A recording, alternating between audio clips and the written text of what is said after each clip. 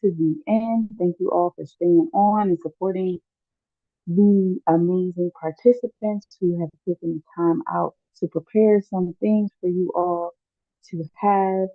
Um, all right. So without further ado, we are going to bring on our next speaker, Brother Evan, who is going to be speaking on survival tactics in 2024. Um, so just a little bit about Brother Evan. He is a life coach, a soldier, a scholar in the teachings of the Most Honorable Elijah Muhammad in different world religions and cultures. He's a historian and a militaristic. He's a certified strategy coach. And again, he'll be speaking on survival tactics and self defense. He's also a registered member of the Nation of Islam. So, everyone, welcome Brother Evan to the stage. Thank you, my sister. Can you hear me loud and clear? Yes, sir. All praise is due to Allah. Is what it say in the name of Allah, the Beneficent and Merciful. I bear witness there's no God but Allah, and Muhammad is his messenger. I'd like to say Assalamu alaikum to the chat, peace to the chat, and I hope you all are doing well. I don't plan to be long, but I plan to be strong. So just bear with your brother real quick. So, survival tactics in 2024.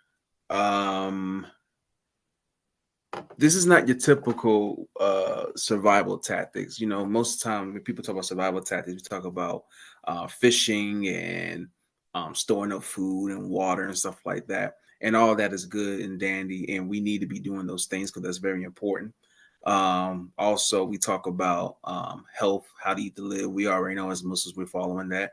That's good too. But what I'm going to be discussing is survival tactics by using philosophies and principles and values and different code and conducts. Because as a people, unfortunately, in this society, we don't have no honor anymore.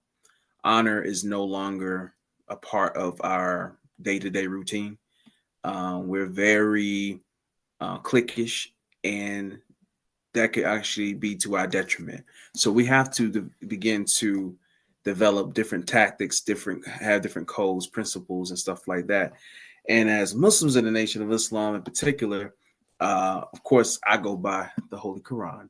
And as we know, as Muslims, fighting is prescribed for us, but also it's said in some different um, hadiths that the sixth pillar of Islam is also jihad or um, internal struggle.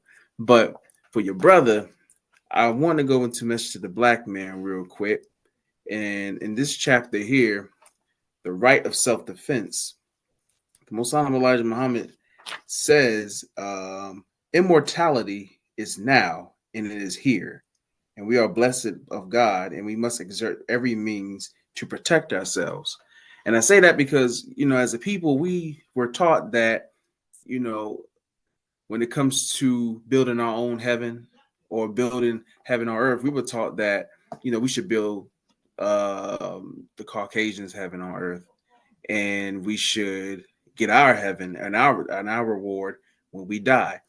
But if we don't preserve the right of self-defense, and we don't preserve own um, our own strategies, if we don't have different strategies that we utilize, then we could mess around and we're going to actually have a hard time within ourselves in surviving. So I go by The Art of War by Sun Tzu, and I also go by Mastering the Art of War by Zhuge Liang, who was a student of Sun Tzu. And by utilizing certain tactics in The Art of War, Message to the Black Man, different types of philosophies and schools of thought, I'm able to actually take what I learned and practice it in real time. So, for example, the Art of War teaches us not to rely on the likelihood of the enemy not coming, but our own readiness to receive him. We are not ready in our day to day lives, in my opinion. That's why I implore us, especially the men, to find a martial art, find a particular technique, find a tactic that you can utilize so you can not only protect yourself, but protect your women, protect your children. I prefer Jeet Kune Do, and this is a martial art given to us by Bruce Lee. And I have this book here called The Tao of Jeet Kune Do. Jeet Kune Do means the way of the intercepting fist. You intercept people's intentions and you intercept people's ideas, and by that way you can intercept people when they try to come at you some kind of way, whether it be via arguments, whether it be physically, because if we're caught off guard, then we're setting ourselves up for failure. So surviving in 2024, we all know the world has gone to hell. We all see it every single day. It's hard. It's hard. You can't even go down the street without being in some type of or seeing some type of drama taking place, whatever it may be. So we just got to make sure that we have a way to intercept that. So you can tell by a situation if it's taking place, whether you even by just a person coming into a store, or were you just relaxing or whatever, you can just tell if a person's intentions, if their energy is funny or whatever. You can pick that up and you can actually avoid a situation that's going haywire.